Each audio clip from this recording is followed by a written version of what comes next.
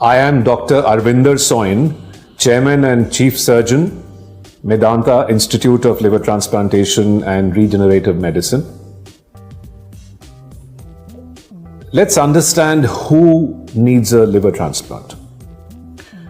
Majority of the adults who have liver failure which is advanced or liver cancer which is limited to the liver, not spread outside of it, are candidates for liver transplantation. There are four main reasons why the liver can fail. One is hepatitis B infection. The other is hepatitis C infection. The third is alcohol-related liver damage or liver cirrhosis. And the fourth is non-alcoholic liver cirrhosis.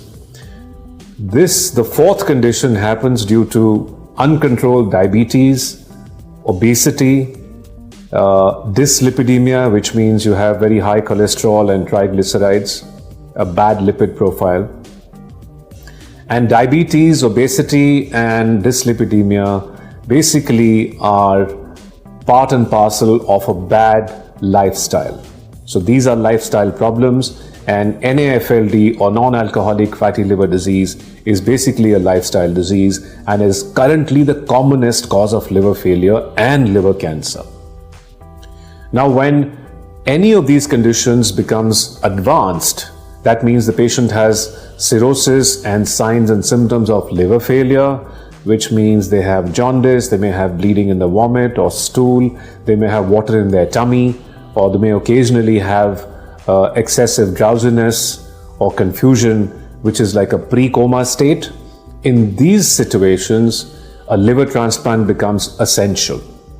But of course, all these four conditions can be prevented, and one may never need a liver transplant if they are taken care of in good time.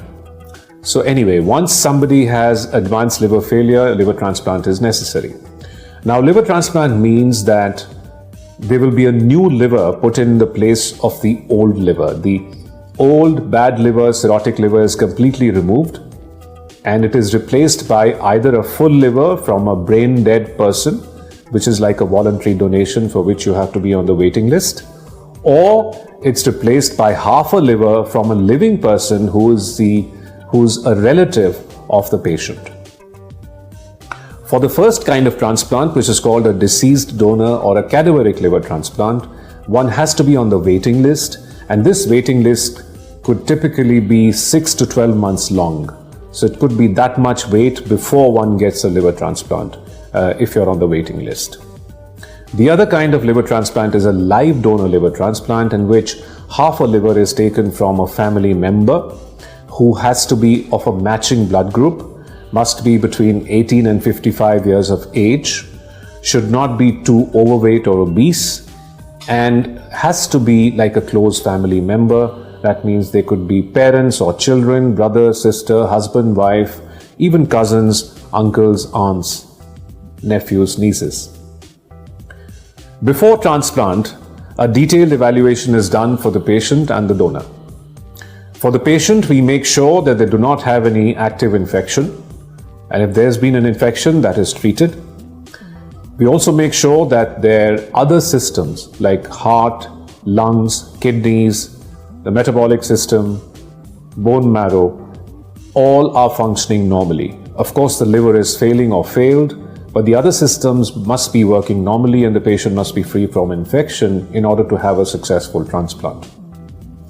For the donor, first of all, we make sure for the living donor that the donation will be safe, that the operation can be safely done, and it won't cause them any temporary or permanent harm. And secondly, we do a matching of the liver of the donor with that of the patient. These tests typically take about 3 to 4 days, but in urgent cases, we can do them in 12 hours and do the living donor liver transplant the same day. But in an elective case or a non-emergency case, we take about 3 to 4 days for evaluation, and on the 5th or 6th day, or maximum by a week, the living donor liver transplant can be done. What we do is both the operations are done at the same time, simultaneously in adjacent operating rooms. The donor operation takes about 6 to 7 hours. The patient's operation takes about 8 to 9 hours. and donor's half liver is removed, patient's entire bad liver is removed, and the donor liver, the part that's removed, is put into the patient.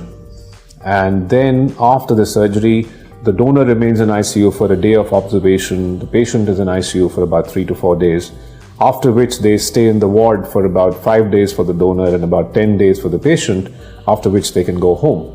When they go home, they're both normal, and the donor can actually continue to live their normal lives starting 3 to 4 weeks after surgery without the need for any medication or follow-up, and they will lead normal personal lives, working lives, driving, traveling, sports, games, everything remains normal for the donor. They do not remain on any medication long term.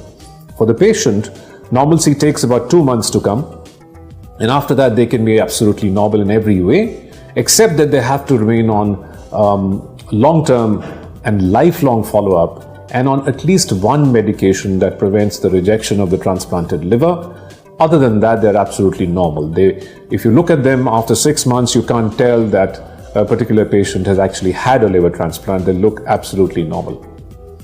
So liver transplantation is now extremely successful at Medanta. We've done nearly 3,400 cases now over the last many years, with a 95% success rate among adults and 97% success rate among children. And donors all remain well, and we hope that patients and people don't need liver transplantation, but those who do, they should come forward without any hesitation, because it's extremely successful now.